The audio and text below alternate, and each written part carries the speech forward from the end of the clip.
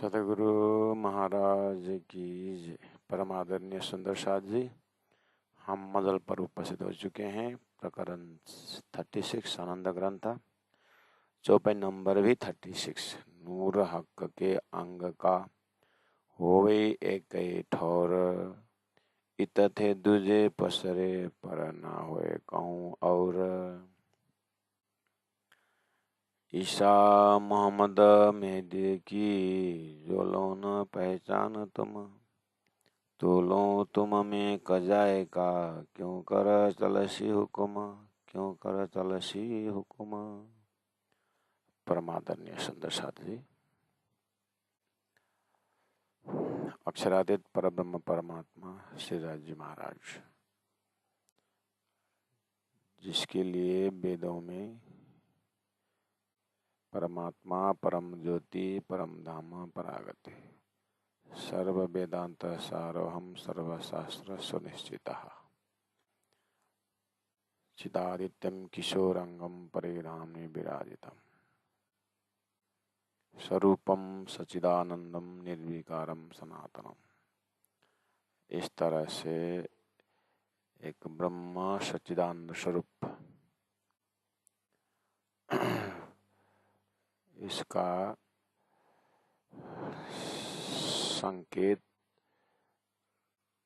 परब्रह्म परमात्मा जो सच्चिदानंद स्वरूप है, उनका सत अंश अक्षर ब्रह्म द्वारा बना हुआ इस खेल में वेद उपनिषद संत महात्माओं ने परमात्मा को नूर स्वरूप कहा,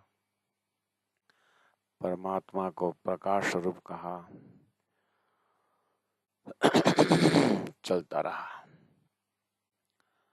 और इसी तरह से कतेब ग्रंथों में भी 1.25 लाख पैगंबर आकर के परमात्मा की ओर संकेत करते हुए नूर नूर तजल्ला ऐसे शब्दों से बोलते रहे। और परब्रह्म परमात्मा की ही खोज में सदगुरु श्री देवचंद्र जी महाराज भी निकले, और उनके जमाने तक में जो सांकेतिक क्षर अक्षर उत्तम पुरुष ला इलाहा इल्लल्लाह बोलते थे धर्मशास्त्रों में, सदगुरु महाराज ने उसी प्रकार से खोज की है शास्त्रों के आधार पर। लेकिन परब्रह्म परमात्मा ऐसा प्रकाशवान ऐसा स्वरूप के विषय में शास्त्रों में होते हुए भी अर्थ करने वाले जो निराकार बताते हैं, तो प्राण जी सदगुरु महाराज को दिल में तसल्ली नहीं होती थी कि परमात्मा कैसे निराकार होते हैं। लेकिन कहीं बताया नहीं कि परमात्मा का साकार रूप, तो बताते हैं तो साकार रूप तो नाश है बताते हैं, तो फिर साकार रूप नाश है, परमात्मा निराकार, निराकार अखंड होता है। निराकार कैसे परमात्मा होते हैं? तो देवचंद्र जी महाराज बहुत तकलीफ में हो गए। तो फिर परब्रह्म परमात्मा ने खुद दर्शन दे कर के, देखो देवचंद्र, मैं साकार भी नहीं हूँ, मैं निराकार भी नहीं हूँ, मैं शुद्ध साकार हूँ और मेरा परम धाम ये है करके बताए। तो देवचंद्र जी महाराज को दिव्य परम धाम का दर्शन हुआ। अब दर्शन होने के बाद भी उन्होंने बताया भी, परब्रह्म परमात्मा ने बताया कि ये मेरा धाम है और इस धाम में रहने वाले तुम 12,000 में से एक आत्मा तुम भी हो। और देखो अक्षरधाम, उस अक्षरधाम से भी संसार में 24,000 आत्मा गई है। संसार में उनको भी रखो रूह कारण, उनको भी हजूरी की तरह संसार में आई है इस तरह से। और देखो तो ये संसार, नारायण भगवान, शेष नारायण भगवान, देख तो अनंत अनंत अनंत अनंत ब्रह्मांडों में ऐसे अनंत चेतना रिफ्लेक्शन है। ये सब जो है एक अक्षर ब्रह्म का सपना का ब्रह्मांड है। अक्षर ब्रह्म का वास्तविक लीला देख तो बेहद एरिया, तो सारा का सारा स्वरूप का दर्शन हुआ देवचंद्र जी महाराज को। ऐसा लगा कि ऐसे वेद, ऐसे कतेब, ऐसे धर्मशास्त्र, ऐसे ज्ञानी बहुत है और सबका सब अक्षर ब्रह्म के पल भर में बनना मिटना ऐसे संसार में है। तो देवचंद्र जी महाराज को तो क्या बताऊं कि हृदय इतना बड़ा, वो रहने वाला नहीं, शरीर रहने वाला नहीं, वो अंतस्करण में समाएगा ही नहीं, लेकिन दर्शन देने वाले ने कहा था तुम्हारे अंदर आकार में आके बैठे, तुम्हारे अंदर बैठूंगा। तो जिन्होंने देखा वही बैठ करके फिर धीरे धीरे धीरे धीरे उसका अनुभव कराने लगा। महामती प्राणनाथ जी, महराज ठाकुर 12 वर्ष 2 महीना 10 दिन के समय में श्री देवचंद्र जी महाराज के पास पहुंच करके वो जो तारतम्य परमधाम का चिंतन था, वेद शास्त्र उपनिषद का सार में वो प्रवचन करते थे देवचंद्र जी महाराज, और पात्रों को तो दिखा भी देते थे। ऐसे ही श्री इंद्रावती आत्मा परमधाम की या महराज ठाकुर सदगुरु के शिष्य, या कहें तो परब्रह्म परमात्मा का जोश आवेश का स्वरूप, उन्होंने भी उस ज्ञान को हजम करने का तरीका समझा। परमात्मा की मेहर हुई और वो भी क्या करने लगे, उसको साधने लगे। समय आने पर महामती प्राणनाथ जी, मतलब महराज ठाकुर इंद्रावती आत्मा आगे बढ़ते गए, आगे बढ़ते गए। सारा ब्रह्मांड का मालिक अक्षर ब्रह्म का आँख के पल भर में बनने मिटने वाला ऐसे क्षणिक ब्रह्मांड को देखते हुए अखंड ब्रह्मानंद का अनुभव किया। उसके बाद उन्होंने उस सिद्धांत को, परमधाम की भक्ति को वेद शास्त्र उपनिषद द्वारा उसको प्रमाण देते हुए आगे बढ़ते गए। तो फिर दीप बंदर, पोरबंदर, ठट्ठा नगर, लाठी बंदर, मस्कत बंदरगाह, आवासीय बंदर से फिर नलिया, नलिया से फिर सूरत, सूरत में फिर 17 महीना रहे।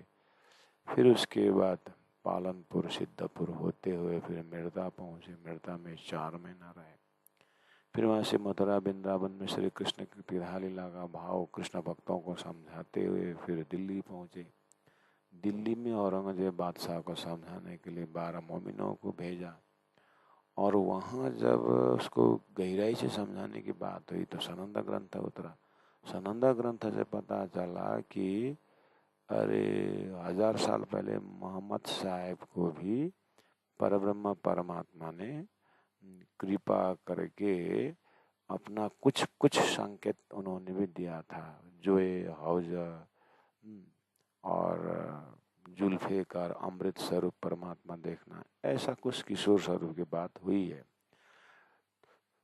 तो प्राणनाथ जी महाप्रभु सदगुरु अपने उस दिव्य परमधाम के विषय में वेद शास्त्र देखते हुए सभी को, ऋषि महर्षियों को परब्रह्म परमात्मा का ज्ञान का जो एक प्रकाश है अक्षर ब्रह्म द्वारा खेल बनने का, इस विषय में संकेत है। परब्रह्म परमात्मा के लिए बोलते तो हैं, लेकिन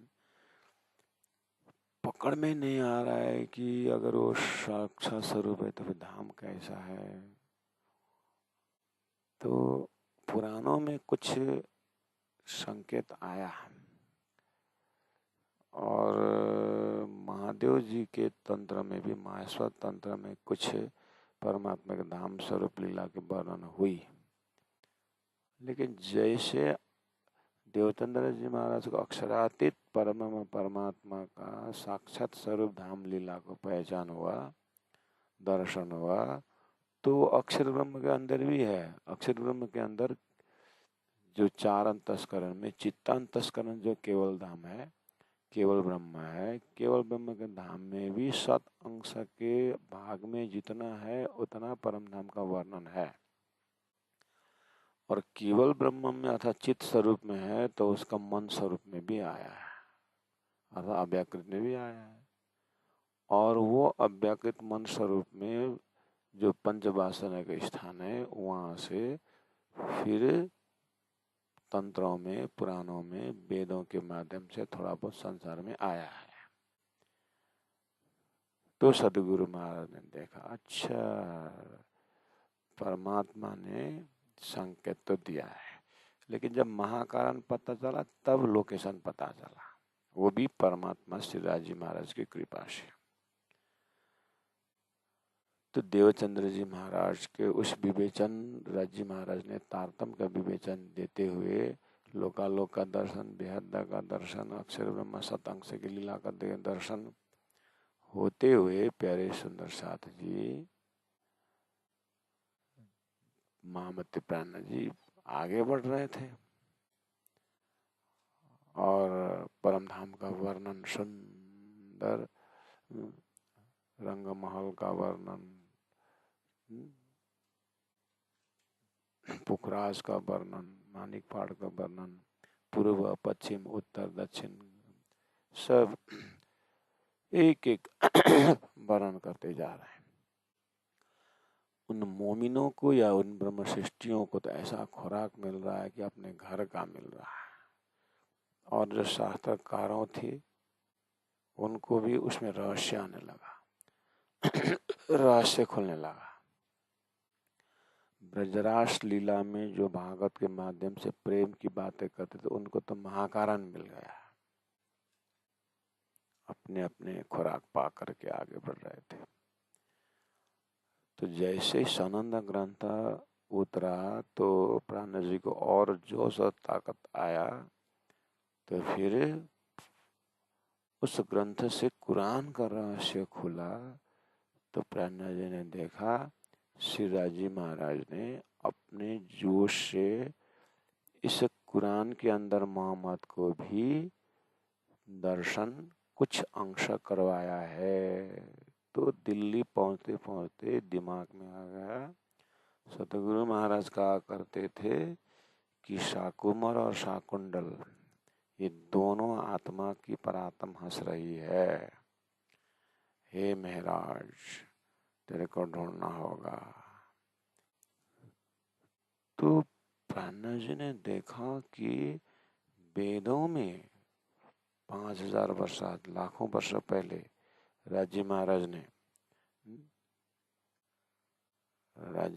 ने वो खुराक दिया। फिर बीच में 1.25 लाख पैगंबरों से मोहम्मद को कुछ दिया। फिर धनी ने देवचंद्र जी महाराज को तारतम बानी दे करके वेद का देव दोनों का लक्ष्य दिया। तो प्राण जी महाप्रभु ने हृदय में अपने आप को इतना सौभाग्यशाली समझा श्री रावती आत्मा ने कि मेरे पास दोनों को चाबी आ गई, तारतम इलम लुधनी। तो उससे उन्होंने देखा कि वेदों में परोक्ष प्रमाण है और कत्तेब में प्रत्यक्ष प्रमाण है, दोनों प्रमाण के लिए ठीक है। लेकिन देवचंद्र जी महाराज जो है वो देवचंद्र जी महाराज दोनों के बीच में से निकले और अक्षरातीत परब्रह्म परमात्मा श्री राज जी ने देवचंद्र जी महाराज को दोनों को नजरा दे दिया।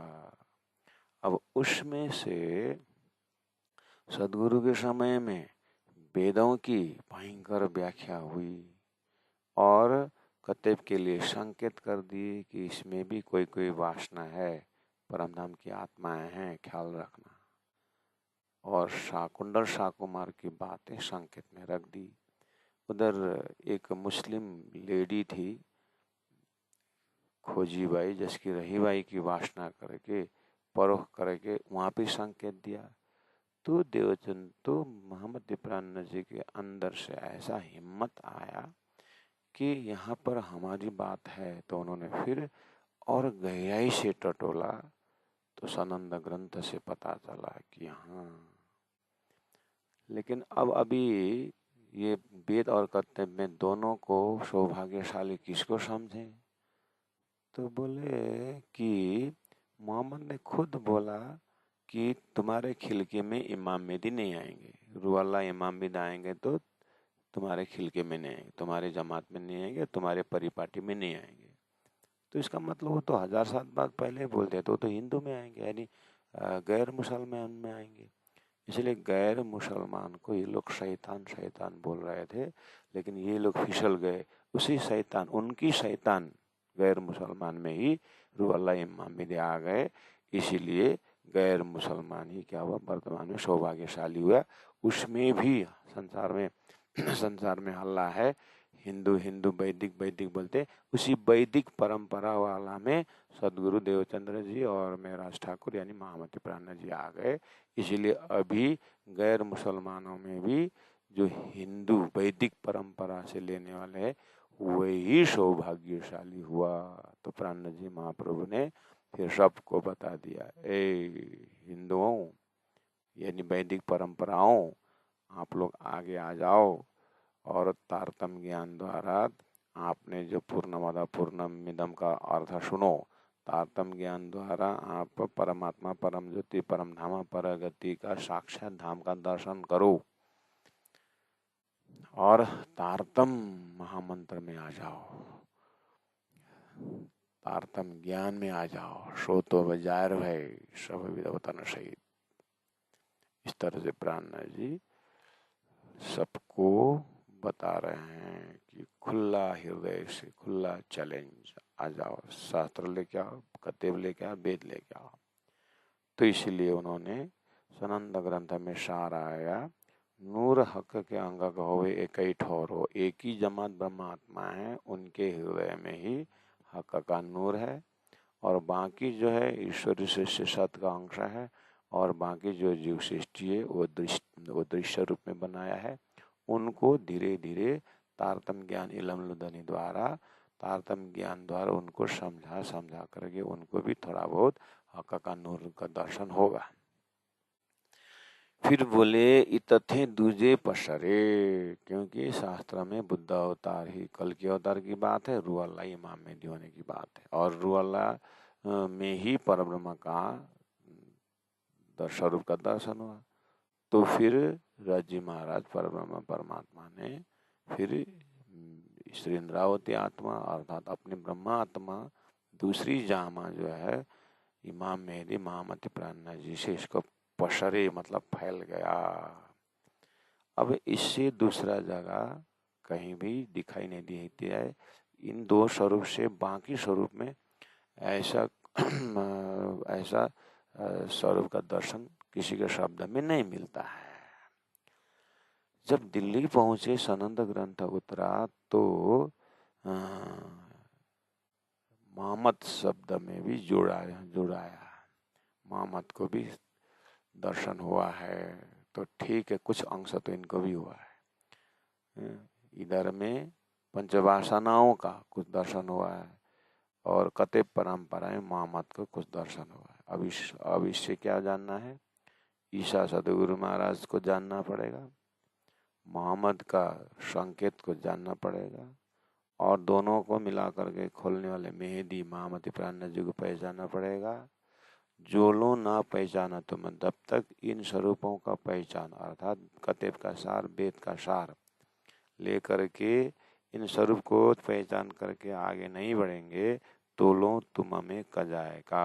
तब तक आपके हृदय में निर्णय नहीं होगा कि परब्रह्म परमात्मा का स्वरूप कैसा है, कहाँ है। ये वाला निर्णय आपको नहीं होगा जब तक आप इस तरह से जुड़ेंगे नहीं। अब आगे बोले कि इन स्वरूपों को न जानने से, कौन कौन, बसरिल मकी हक्की को न जानने से अर्थात वेद कतेब का बातुनी प्रसंग न जानने से, सृष्टि का महाकारण न जानने से यानी तारतम्य न आने से, तारतम्य का समझ से, दिव्य शास्त्र को न देखने से आप लोगों को क्या क्या अर्थ नहीं खुलेगा। शुद्ध नहीं फिरस्तन, देवी देवता कहाँ क्यों है, फिरस्ते लोग फिरस्ते कहाँ रहते हैं, ये आपको पता नहीं चलेगा। ना पहचान रूहाना, और धर्मशास्त्र में आत्मा आत्मा बोलते हैं, रूहा बोलते हैं, वो भी आपको पहचान नहीं होगा। वो परब्रह्म परमात्मा का तारतम्य ज्ञान न होने से पता नहीं चलेगा। ना पहचान मुत्की की, साधक की लोग ईश्वरीय आत्मा कौन है वो भी आपको पता नहीं चलेगा। ना पहचान मोमिन, और ब्रह्म सृष्टि का पहचान भी नहीं होगा। इसका मतलब वेद शास्त्र उपनिषदों और कुरान में ये शब्द है, क्या क्या शब्द है, रूहा शब्द है, मोमिन शब्द है, ब्रह्म सृष्टि शब्द है, ईश्वरी सृष्टि शब्द है, देवी देवता शब्द है, ये शब्द है। हम पढ़ेंगे तो मिलेगा, लेकिन अब उसको पढ़िए, फिर अस्तना देवी देवता स्वर्ग में रहते हैं, ऐसी बात हो जाएगी। और फिर रूहाना बोलेगा, आत्मा, हाँ आत्मा, बस देवी देवता का आत्मा यही बोलोगे। फिर आप मुत की ईश्वरी सृष्टि, हाँ ईश्वर की सृष्टि, ईश्वरी सृष्टि बोलोगे, अर्थ तो कर दोगे। और ना पहचान मोमिन, मोमिन शब्द बोल दोगे, ये कुरान मोमिन का है, कुरान में मोमिन लिखा है, इतना ही बोलोगे। बोलते हैं प्राणनाथ जी, हे दुनिया वालों, शास्त्रों में जो शब्द है ना, वो तारतम्य ज्ञान से फिरस्तना, मतलब जब नारायण ने एक ओम बहु श्याम बोले तो 14 लोग सारा सृष्टि बन गई, तो उसमें ईश्वर ने एक ओम बहु श्याम बोलने पर देवी देवता संचालन के लिए तैयार हो गए। फिरस्ता वो है, उनके लिए अलग अलग जगह बनाए, 7 पाताल 7 स्वर्ग, ये वेदों में 14 लोग बोलते हैं, कलकत्ते में 14 तबक बोलते हैं, वहाँ फिरस्ता बोलते हैं कुरान के लोग, और उसमें वैदिक लोग क्या बोलते हैं, देवी देवताओं का लोकालोक को वर्णन करते हैं। लेकिन वो अक्षर के एक पल में सपना में बना हुआ ब्रह्मांड की बात है ये, और परब्रह्म परमात्मा अक्षर ब्रह्म अक्षरातीत ब्रह्म ये दोनों से अलग है। सपना देखने वाला सपना में नहीं रहता, उससे बाहर होता है।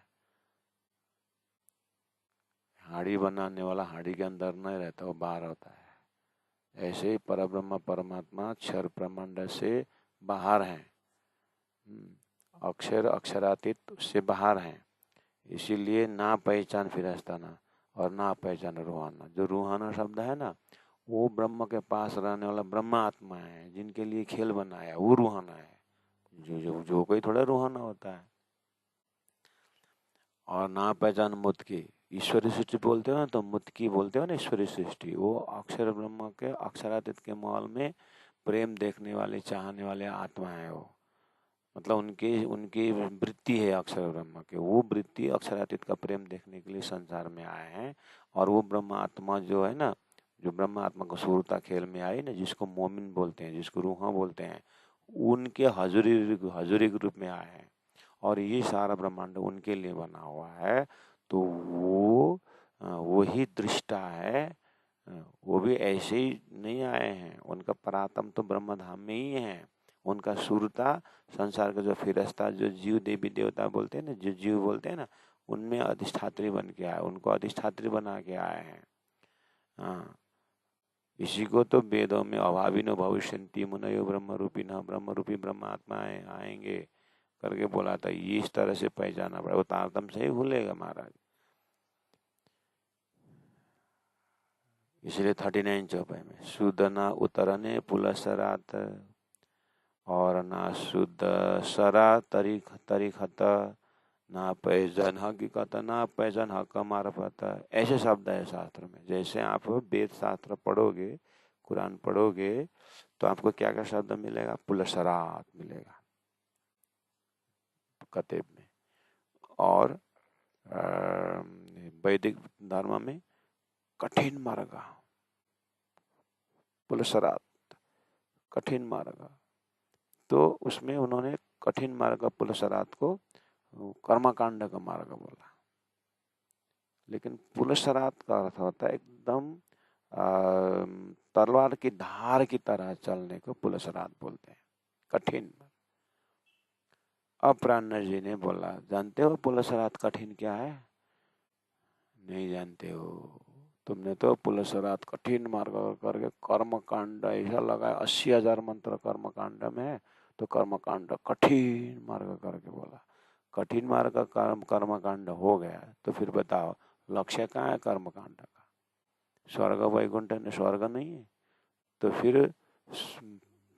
फिर तेतम भुक्त्वा स्वर्गलोकम विशालम छिन्य पुण्य मर्तलोकम विशांति। फिर पुण्य खत्म होने बाद तुमको संसार में आना पड़ेगा, तो कठिन हुआ कि नहीं हुआ? इस अर्थ में कठिन है पुलसरात। लेकिन कठिन मार्ग में ब्रह्म सृष्टि आराम से चलेंगे, ये भी लिखा हुआ है। इसका मतलब पात्रता की बात है पुलसरात। अब उसी को कतेब ग्रंथ में सरा तरीखत ऐसा शब्द दिया। सरा वेदों में कर्मकांड को शरीयत, फिर तरीखत मतलब वेदों का उपासना कांड जिसका वैकुंठ मजल है। फिर ना पहचान हकीकत, फिर हकीकत शब्द आएगा। हकीकत शब्द का अर्थ होता है ज्ञान। वेदों में ज्ञानी हो गए। उपनिषद का ग्रंथ 4000 मंत्र है और उसमें उपनिषद का ग्रंथ हकीकत का मजल हुआ। और कतेब में भी हकीकत का मजल है। मोहम्मद साहब ने बहुत कम शब्द में अली को समझाया, वहां भी हकीकत का मजल है, जिसमें सृष्टि का महाकारण बताया है, सृष्टि से बाहर की बात कही है। और मार्फत में तो शब्द मार्फत ही है कुरान में, लेकिन व्याख्या नहीं है। भगवान परमात्मा ने मोहम्मद को मार्फत जो है मैं तेरे को दिखाया हूँ, लेकिन उसको हृदय में रखना, बुद्धि में नहीं चढ़ाना बोला है। इसीलिए उनको 90,000 हरफ में से 30,000 हरफ जो है ब्रह्म का धाम स्वरूप लीला के विषय में उनको आदेश नहीं हुआ है। उनको वो बाद में खुद आने के बोला है। इसलिए तुम मार्फत तो तुम्हारे पास है ही नहीं, क्या जानोगे। और वेदों में विज्ञान दर्जा का ज्ञान है, उसको खाली संकेत कर दिया है।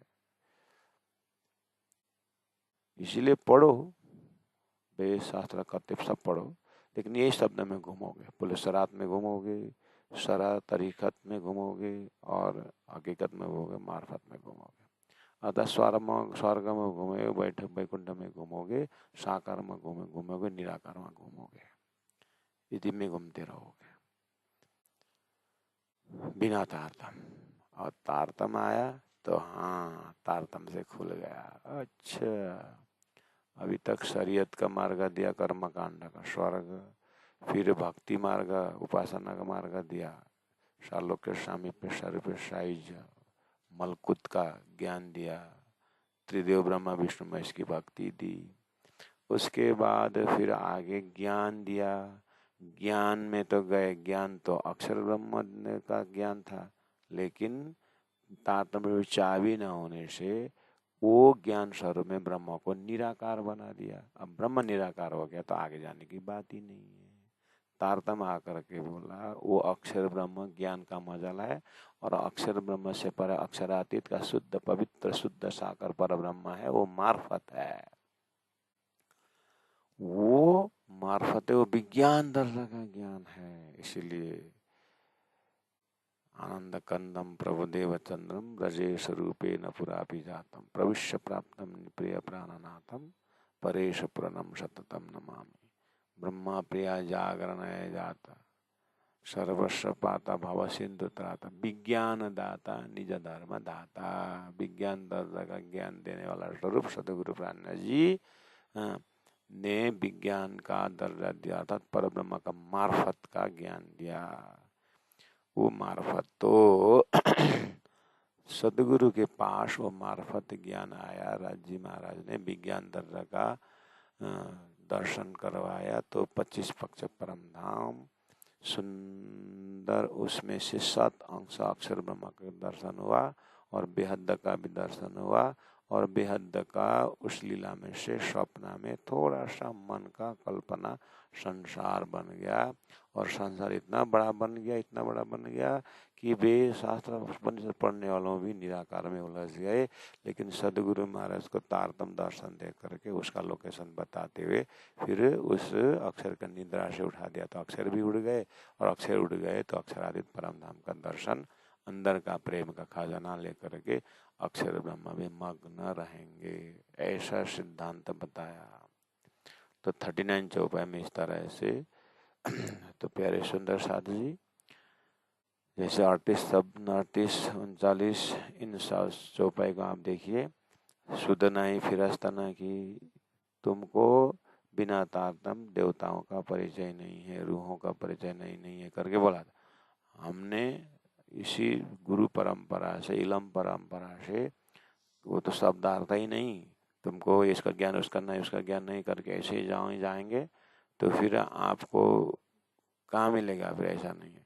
तो आगे पीछे का प्रसंग 18 वाणी को सदगुरु महाराज महामती प्राण जी मुख से शब्द निकलता था, ये शब्द चौपाई उतरती थी तो फिर बैठ करके छलफल करते थे, हाँ देखो फिर अस्थाना का लोकेशन ये है, विराट द्वारा दिखाते थे, मौत की ईश्वर सृष्टि ये है करके बोलते थे। उसको भी हमने आपके समक्ष रखा, ठीक है। जैसे आइए चौपाई नंबर 40 में, पहचान आपना ना सुध की, ना पहचान मलकुत, ना शुद्ध बका जबरूत की, ना शुद्ध और सलाह होता। हे दुनिया वालों, अगर तुम सतगुरु के तारतम ज्ञान में नहीं आओगे, तारतम महामंत्र तारतम ज्ञान में ना आओगे, है संसार में ज्ञान बहुत है, लेकिन तारतम ज्ञान न होने से, जिसको वेदों में तारतम ज्ञान, तारतमे न जानती सच्चिदानंद लक्षणम करके बोलते थे, वो तारतम ज्ञान सदगुरु देवचंद्र जी महाराज को अक्षरातीत का दर्शन हुआ। वास्तव में तारतम का लोकेशन यानी श्री कृष्ण प्रणामी धर्म में जो मंदिरों में जो पूजा होती है, या ये एक धर्म सिलसिला संसार, वो तारतम का धर्म है। वो तारतम धर्म संसार में आने के बाद सृष्टि का कार्य कारण महाकारण प्रकट हो गया। तो बीतक मौसम चल रहा है, तो बीतक में सदगुरु देवचंद्र जी महाराज को जैसे 40 साल के दर्शन हुआ वाक्य दिए दीदार, तो वहाँ से वास्तव में सृष्टि का परब्रह्म परमात्मा का धर्म शुरू हो जाता है, परब्रह्म परमात्मा का ज्ञान शुरू हो जाता है। सदगुरु के 40 साल के बाद ही दिव्य परम धाम का ज्ञान धरती में प्रचार होता है। और कभी कभी हमारे बीतक शैली भी यहाँ से शुरू होकर के परम धाम की बातें करनी थी, लेकिन यहाँ पहुँचते पहुँचते कभी कभी बीतकार का समय यहीं पूरा हो जाता है, तो फिर जैसे को तैसे हो जाते। तो जल्दी जल्दी सदगुरु को प्राकट्य करके, सदगुरु के बैकग्राउंड में शास्त्रों का मंथन कैसे करने का वो बात करते हुए सदगुरु को दर्शन होकर के जो परम धाम का वर्णन शुरू हुआ ना, वो वास्तव में सुंदर साथ का असली खुराक है। इसलिए महाकारण से सृष्टि दिखाने था, लेकिन जैसे धर्मशास्त्र ने सृष्टि से महाकारण संकेत करके भूमिका बांधते बांधते बीतता का समय पूरा हो जाता है, फिर वही गांठ पड़ जाता है। 40 नंबर चौपाई में पहचानना नासुद की, इसका मतलब प्राण जी तत्कालीन समय के लिए बोल रहे हैं, ये मुसलमानों, ये कुरान को मानने वालों, ये वेद को मानने वालों, आप लोग को स्वर्ग मालूम है? नासुद मर्तलोक स्वर्ग लोक आपको मालूम है? ये कहाँ पड़ता है? तुम नहीं जानते हो। क्यों नहीं जानते? हम स्वर्ग नासुद जानते हैं, स्वर्ग जानते हैं। तो क्या क्या जानते हो? यहाँ पुण्य कमा करके स्वर्ग में जाके भोगने का, ऐसा बताया है। अर्जुन को बताया था, तुम अगर ये स्वधर्म नहीं करोगे तुम स्वर्ग नहीं मिलेगा करके बोला है। स्वर्ग पुण्य आत्माओं को जाने का जगह है। अच्छा, इसलिए पुण्य कमा रहे हो? हाँ, अच्छा। तो मुक्ति चाहिए कि नहीं चाहिए? हाँ मुक्ति तो चाहिए, स्वर्ग में मुक्ति। अच्छा स्वर्ग में मुक्ति है, हाँ क्यों नहीं। वहाँ का राजा कौन है? इंद्र भगवान है। अच्छा इंद्र का यह पद कैसे प्राप्त है पता है? वो अश्वमेध यज्ञ 1000 बार कितने करने में मिलता है। तो मिला हुआ पद तो फिर खत्म भी होता है ना। तो अभी कौन सा इंद्र, कौन से इंद्र का बारी चल रहा है? अब ये सब तो मालूम नहीं है। हाँ तो मालूम होने वाला को पूछो ना। अच्छा गीता तो जानते हो? हाँ जानते हैं थोड़ा बहुत। अच्छा गीता में आपने अभी बताया अर्जुन को स्वर्ग नहीं मिलेगा यदि स्वधर्म नहीं करेगा। तो परमात्मा ने बोला तो आत्मा के कल्याण के लिए उन्होंने तेतम भुक्ता स्वर्गलोकम विशालम छिन्ने पुण्य मतलोकम विशांति, स्वर्ग पाने नाश फिर आना पड़ेगा जीव को बोला है। हाँ वो तो बोला है। तो फिर अखंड मुक्ति है क्या वो?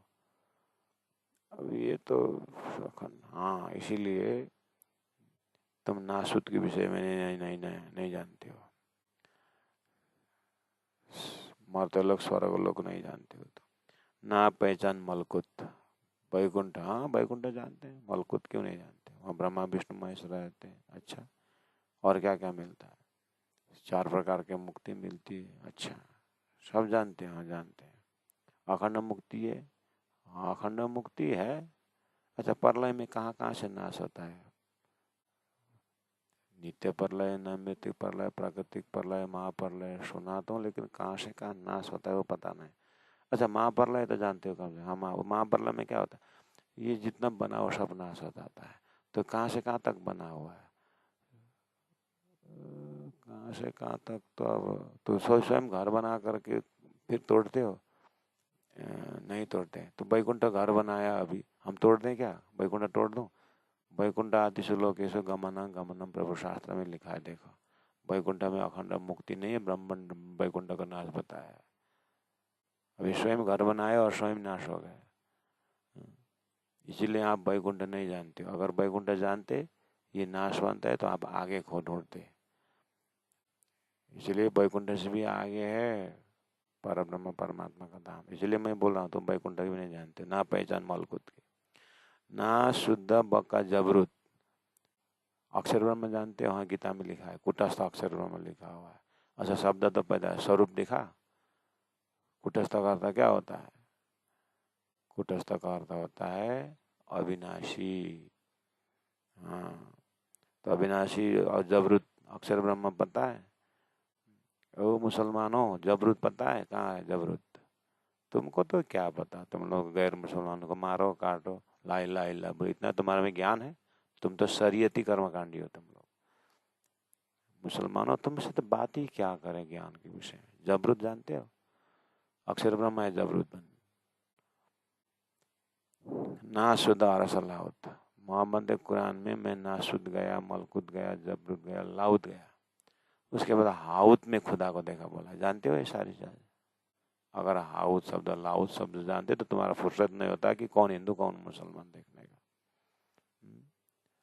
अगर तुम लाहुत हाउत की बात जानते हो, कुरान की असली बात जानते हो ना, तो वो तो लाहुत हाउत तो प्रेम का दरबार है, समझे?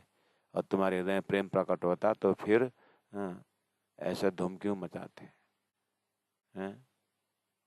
शरीर अलग अलग हुआ, हिंदू हुआ, मुस्लिम हुआ, आरसी हुआ, फारसी हुआ, जो भी हुआ, शरीर से क्या मतलब? आत्मंतर आत्मा तो एक ही था। आत्मा तो खुदा का ही था। तुम्हारे शब्द में खुदा का, हमारे शब्द में ब्रह्म का। आत्मा तो ब्रह्म का ही था। वहां तक नजर पहुंचते तो तुम ऐसा काम थोड़ी करते। इसलिए तुमको कुछ पता नहीं है। न जबरत न लाहुत। तुमसे क्या मतलब है? लाहुत हाउत है ना, बस कुरान को सिर में रखो और इस्लाम खतरा में है करके बोलो, धूम मचा दो, इतना ही तो है। ये पहचान काहू ना परी। चौपाई नंबर 41। ये भी पहचान नहीं हुआ तुम लोगों की। क्या बेचुन क्या बेचगुन, ना पहचान ला मकान की, ना बेछबी बेनिमुन। शब्द इस तरह से कुरान में, कुरानिक शब्दों में, शब्दावली में ऐसा आता है। जैसे वैदिक ग्रंथ खोल के देखेंगे तो वहाँ पर ब्रह्म परमात्मा के लिए क्या बोला है? बेछबी बेनिमुन की जगह में निराकार, निरंजन ऐसा शब्द है वैदिक में, और कतेब में ऐसा शब्द बेचुन बेचगुन ऐसा आता है। तो दानी ने कहा तुम लोगों में ये शब्द तो है, बेचुन बेचगुन बेछबी बेनिमुन है, कुरान में है, लेकिन ये किसके लिए ये शब्द दिया हुआ है तुम नहीं जानते इस विषय में। आओ मैं बता देता हूँ। बेचुन मतलब ब्रह्म का चिन्ह नहीं है करके लिखा है, कोई चिन्ह नहीं है, साइन नहीं है। तो आगे बोलते हैं वो चिन्ह नहीं है, मतलब परब्रह्म परमात्मा को मोहम्मद साहब को जो अमृत स्वरूप जुल्फ़िकार खुदा देखा, उसको बताने के लिए ये नासुत मलकुत में ऐसा स्वरूप कोई दिखता ही नहीं, मैं कैसे बताऊं, वो तो बेचून है, इस चिन्ह कोई चिन्ह ही नहीं है, कैसे बताऊं। इस प्रसंग में उन्होंने ये शब्द प्रयोग किया है। परमात्मा ही बेचून है ऐसा नहीं बोला है, और तुम्हें वो महाकारण तो पता नहीं, और तुम्हारे इल्म लुदनी है ही नहीं, और 1000 साल बाद खुदा इल्म लुदनी लेके आएगा, उस समय मैं भी रहूंगा। उस समय में ध्यान से सुनना करके बोला था तुमको 1000 साल पहले, और तुमने मेरी बात सुनी नहीं, तुमको इमाम प्रकट होने से विश्वास ही नहीं, तो तुमको वेद कतेब का ग्रंथ कहाँ से अर्थ खुलेगा महाराज, कहाँ से खुलेगा। आ जाओ हमारे पास, हम बता देंगे बेचुन का अर्थ। ओ वेद को पढ़ने वाले, ओ वैदिक महाराज, ब्रह्म निराकार बोल दिया ना, निरंजन बोल दिया ना, ब्रह्म निराकार बोल दिया, तो ब्रह्म निराकार, ब्रह्म को निराकार बोलते तो फिर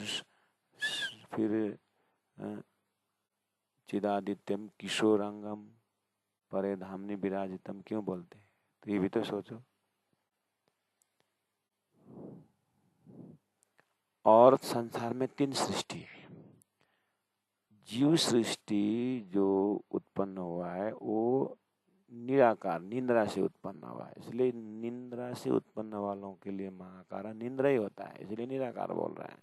लेकिन परब्रह्म परमात्मा निराकार नहीं और शुद्ध साकार है, निंद्रा के एरिया से बाहर है। अक्षर ब्रह्म को फ्राम से डाल करके सपना हुआ है, तो निंद्रा से सपना उत्पन्न होता है, और सपना का जीव निंद्रा से पार जा ही नहीं सकता है। लेकिन निंद्रा किसके ऊपर हुआ, सोया हुआ शरीर के ऊपर, इसे अक्षर ब्रह्म के ऊपर एक आवरण डाल करके अक्षर ब्रह्म द्वारा संसार बना हुआ है, तो संसार के जीवों के लिए निराकार निराकार बोलते हैं, लेकिन परमात्मा निराकार नहीं।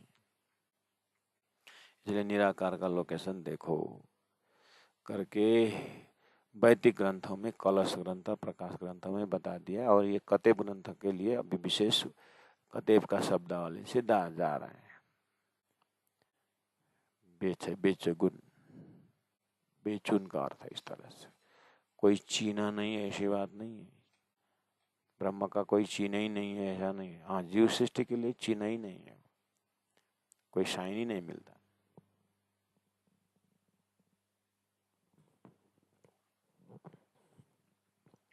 लेकिन उस जुल्फ़िकार अमृत स्वरूप किशोर स्वरूप परमात्मा को दिखाने के लिए धरती में कोई चिन्ह नहीं है। बेचगुन परमात्मा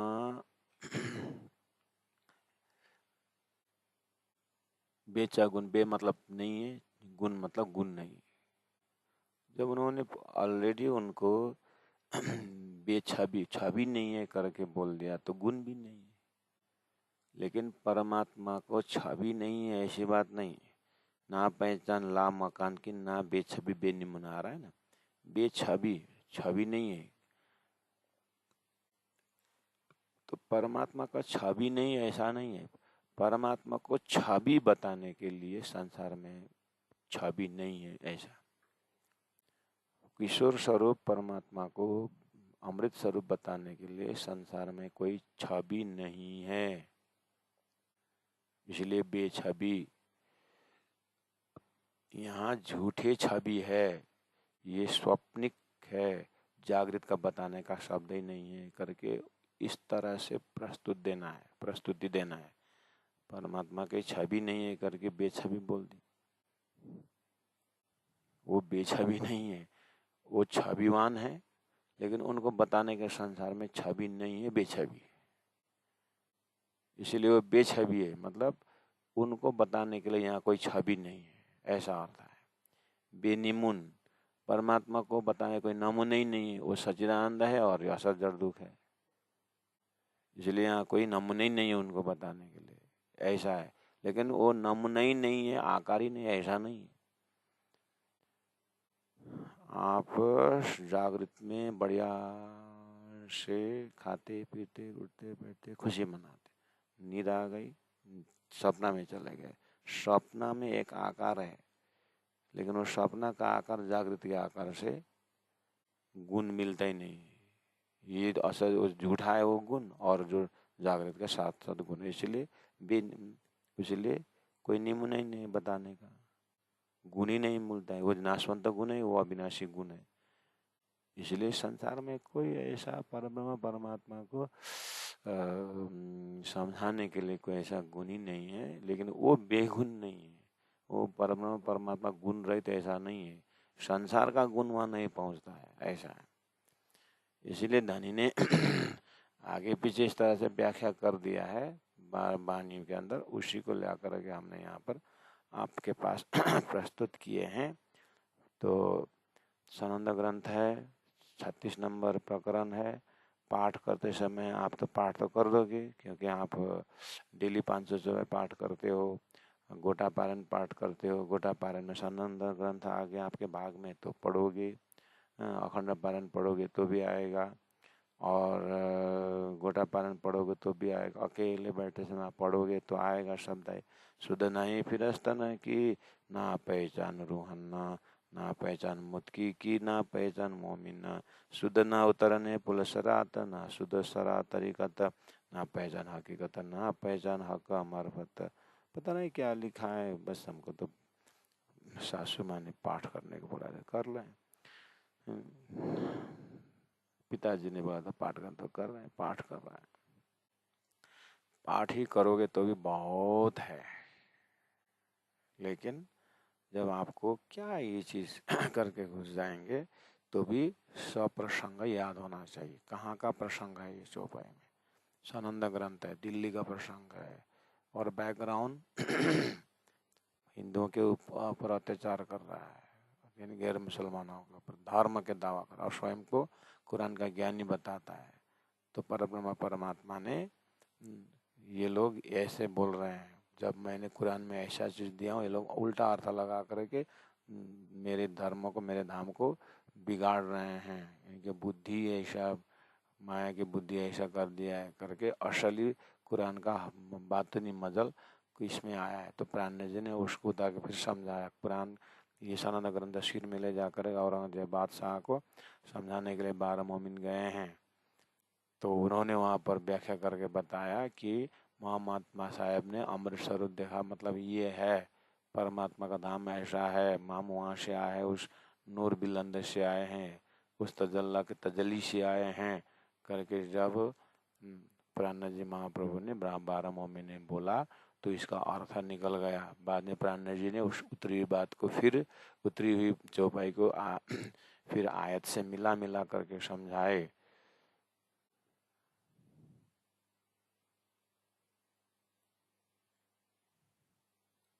इस तरह से क्लास में रहा सब तो पहचान आपना नासुत, ना पहचान मलकुत, ना शुद्ध बका जबरूत की, ना शुद्ध अरसलाउत, है ना। और ना पहचान कहाँ, ये पहचान कहाँ ना परी, इसको किसी को पहचान नहीं है। किस विषय में?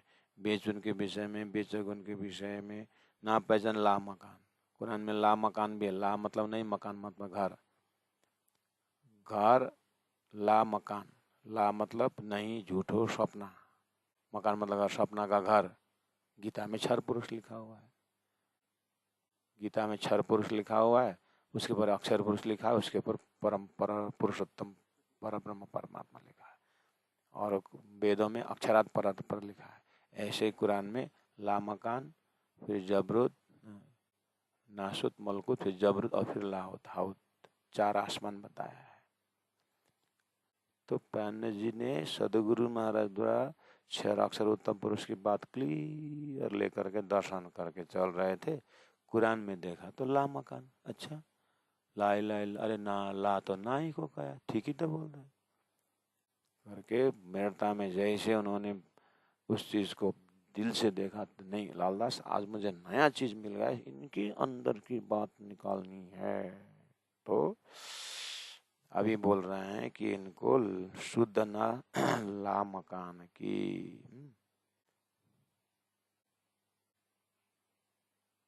ना पहचान हकीकत, ना पहचान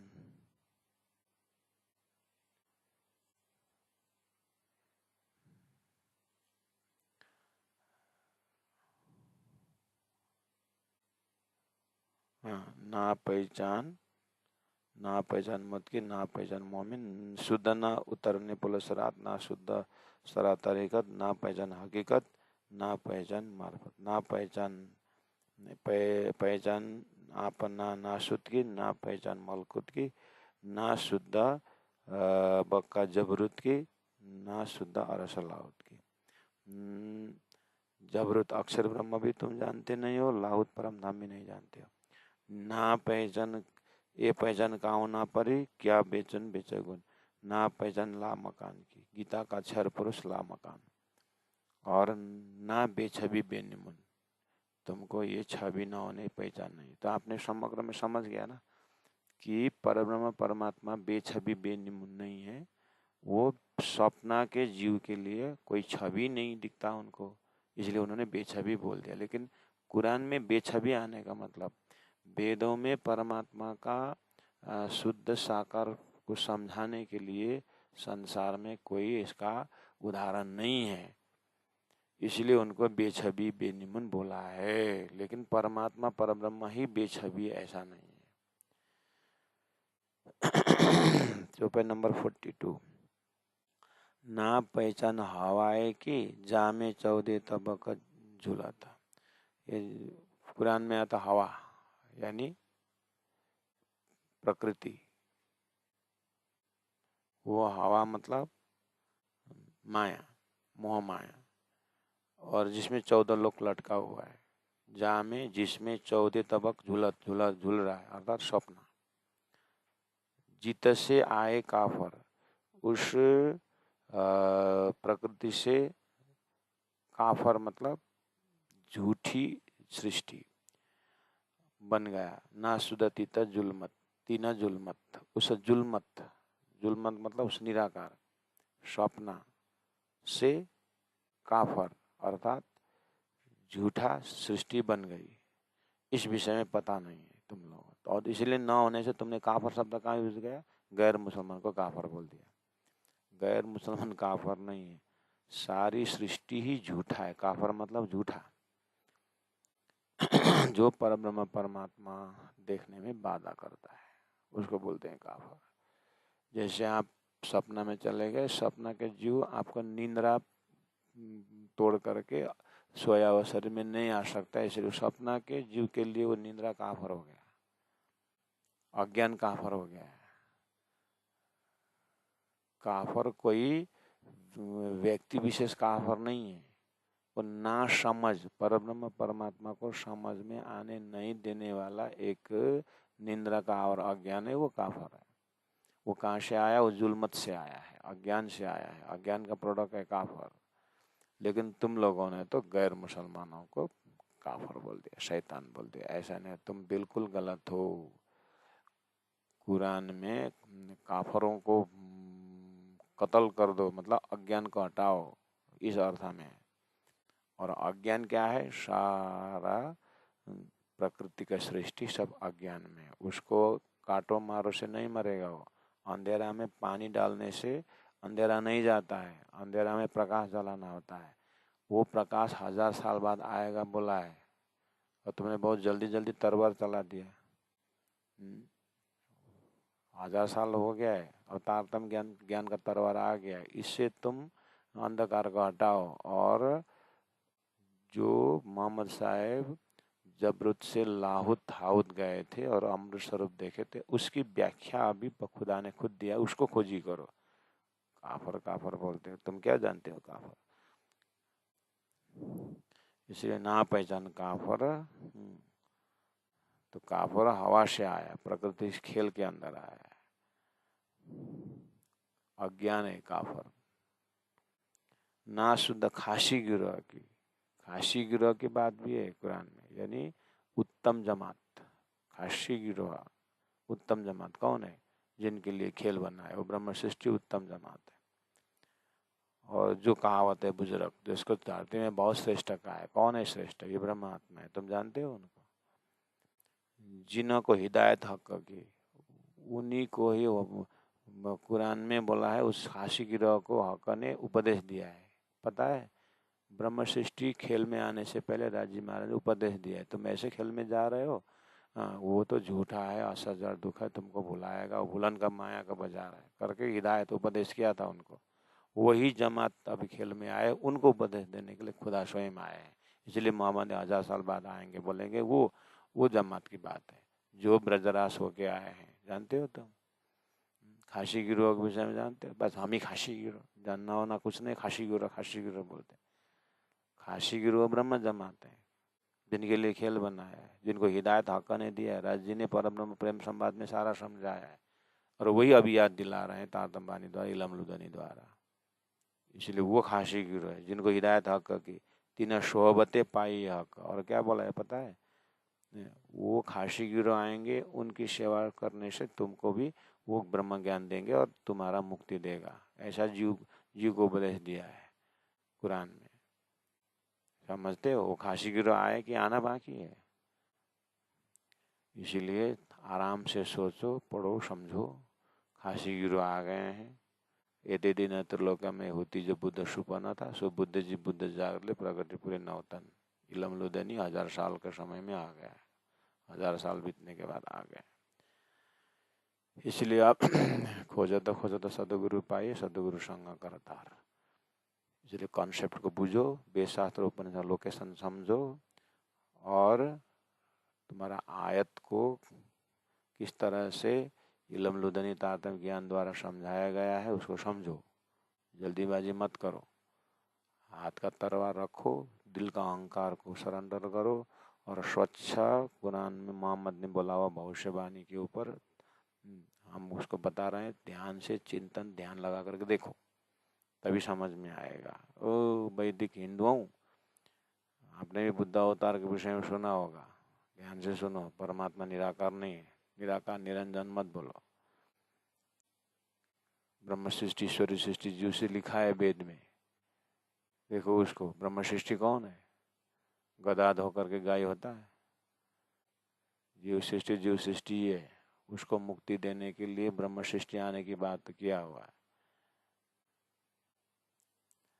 वो ब्रह्म सृष्टि ब्रह्म धाम में रहने वाला है, उन जिनके लिए खेल बना है, सृष्टि बनाई है। ऐसे बोल दिया खासी गिरोह ब्रह्म सृष्टि हम हैं। ना शुद्ध खासी गिरोह की जो कहावत है बुजुर्ग, उनको तो महान सृष्टि बनाया हुआ है, महान बुजुर्ग श्रेष्ठ है ब्रह्म सृष्टि। तो यद पूजा प्रभाव न जीव सृष्टि उदाहरण करके लिखा हुआ है। तारतम्य में आ जाओ, और तारतम्य द्वारा इस घराना से समझो कि अपने आप समझ में आ जाएगा तुमको कि परब्रह्म परमात्मा का धाम स्वरूप लीला, और उस ब्रह्मात्मा को दर्शन हो जाएगा। ब्रह्मात्माओं के लिए खेल बनने के विषय में आएगा, उनकी सुरता संसार में आई है, उनके साथ सत्संग करने से क्या है, वो ब्रह्म धाम का लक्ष्य आराम से दे देंगे, जीव सृष्टि के उद्धार अपने आप हो जाएगा। ऐसा ज्ञान है तारतम्य ज्ञान। जिनको हिदायत हक की, सो कहा सो सोहबते, तीन सोहबते पाइए हक। उन ब्रह्म सृष्टियों के खासी गिरोह के सत्संग से आपको धरती वालों को जीव सृष्टि को परब्रह्म परमात्मा का दर्शन होगा करके बोला था, वही हो रहा है करके बोलना होगा। प्यारे सुंदर साथ जी, ना शुद्ध खासी गिरोह की, ना शुद्ध खासी गिरोह की, जो कहावत है बुजुर्ग, जो कहावत है बुजुर्ग, जिनको हिदायत हक की, जिनको हिदायत हक की, तिना सोहबते पाइए हक, तिना सोहबते पाइए हक। बोलो श्री प्राणनाथ प्यारे की जय, सतगुरु महाराज की जय, तीनों पुरी धाम की जय, गुरु जी एक सौ आठ मंगलदास जी महाराज की जय।